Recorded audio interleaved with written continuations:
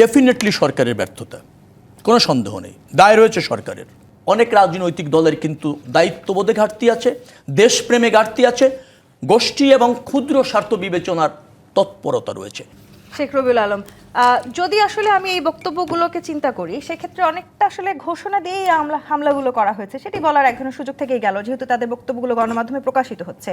সেক্ষেত্রে আসলে আমরা দেখেছি যে এই ঘোষণার পরে যখন এই হামলাগুলো হয়েছে সংবাদ মাধ্যমের উপরে, তখন সাংবাদিকরা সরকার সর্বস্তরে বারবার যোগাযোগ করার চেষ্টা করেছেন। ফলাফলটা ছিল শূন্য। সাহায্য চেয়ে না পাওয়ার অভিযোগও করেছেন প্রথম আলো এবং ডেইলি স্টারের পক্ষ থেকে, কিন্তু বারবার আশ্বাস দেওয়া হচ্ছে। সব রাজনৈতিক দলও আশ্বাস দেয়, এই অন্তর্বর্তীকালীন সরকারও আশ্বাস দিল। ফলাফলটা কি তাহলে শূন্যই থেকে যাবে দীর্ঘদিন ধরে? সরকার আশ্বাস দিচ্ছে, ব্যর্থ হচ্ছে, কার্যকর পদক্ষেপ নিচ্ছে না, এর মধ্যে আবার রাজনৈতিক দল এনে কামলেন।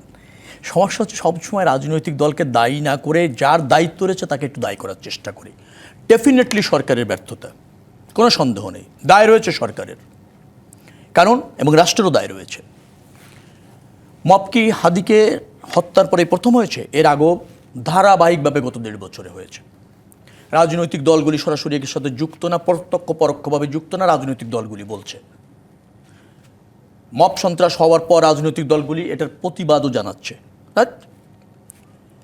কেন তাদেরকে চিহ্নিত রাষ্ট্র করতে পারছে না এবং গ্রেপ্তার করতে পারছে না? নতুন এবং ফিরে আসা গ্রাহকদের জন্য নগদে চলছে ক্যাশব্যাক সহ প্রতিদিন হাজারো উপহার জেতার সুযোগ। হবে আশা আর ফেরা, সারপ্রাইজ সেরা। একটা কর্তৃপক্ষ আছে রাষ্ট্রে, রাষ্ট্র ব্যবস্থাপনার দায়িত্বে আছে, দল নিরপেক্ষ সরকার, সমস্ত রাজনৈতিক দলের সমর্থন আছে, তাদেরও সক্ষমতা আছে। কেন তারা ব্যর্থ হয় আর কেন তারা দায় নেয় না?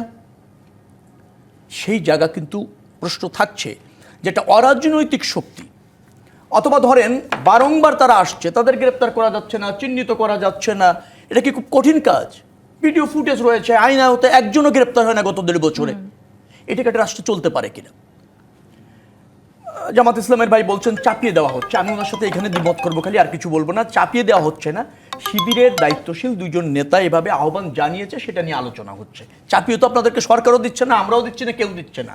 আপনাদের নেতারা বলেছে দায় নেবেন কি নেবেন না সেটা আপনাদের ব্যাপার। স্পষ্টভাবেই তারা বলেছে, স্পষ্ট করে বলেছে দায় নেওয়া না নেওয়া সেটাও আপনাদের ব্যাপার। আমি বলছি চাপিয়ে দেওয়ার কথাটা ঠিক হবে না।